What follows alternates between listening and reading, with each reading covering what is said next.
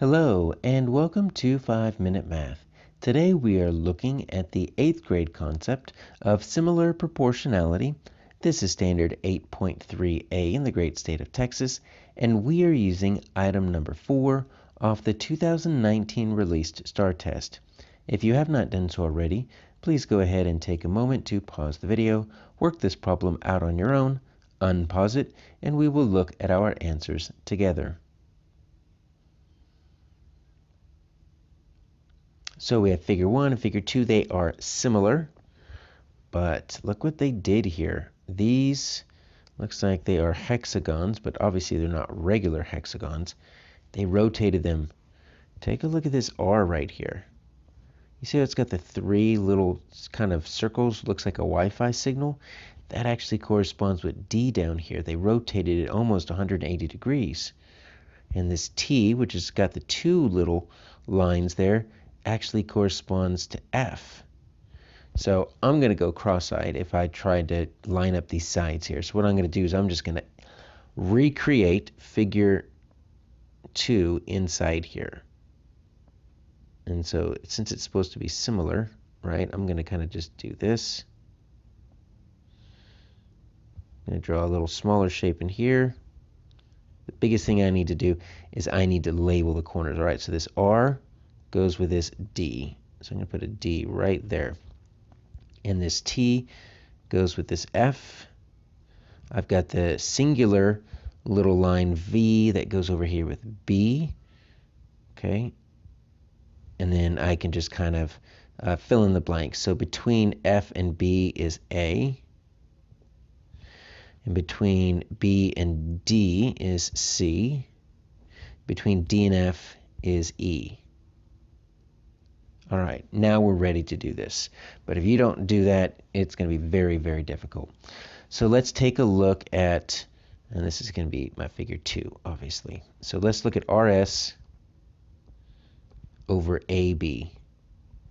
All right, so RS is figure 1, and then AB is figure 2, but take a look at that. It doesn't. Now that we've got this in here, it's really easy to see that RS corresponds with DE because they're right there next to each other. So we can't even do anything with that. If you're going to go between figure 1 and figure 2, they need to be corresponding sides. You can't just pick a random side on figure 1 and a random side on figure 2 to put into a fraction. If you want to do random sides, they both have to be within the same shape. So you could do figure 1 over figure 1 equals figure 2 over figure 2 as long as they're corresponding. But just random figure 1 over random figure 2, not happening. So let's check out G here. TU over AB. All right, so here's my TU.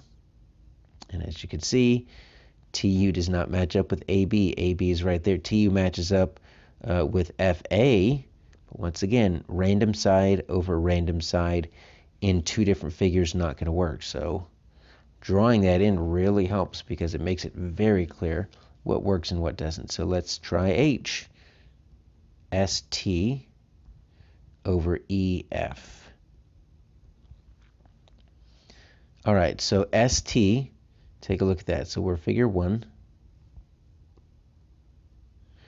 And it does match up with EF. They're right there inside of each other. So figure 1 over figure 2. So that works. So what I need is another figure 1 side, since that's what's in my numerator, to match up with a corresponding figure 2 side in the denominator. Let's see what they have. WR. So WR, that's a figure 1 side, so that should match up with CD. And they did give that to me. All right, so we're looking like H is good. Let's just verify that J does not work. WV over AB. So WV, that's a figure 1 side. And AB is just another random. Those two do not work together. It's just another random figure 2.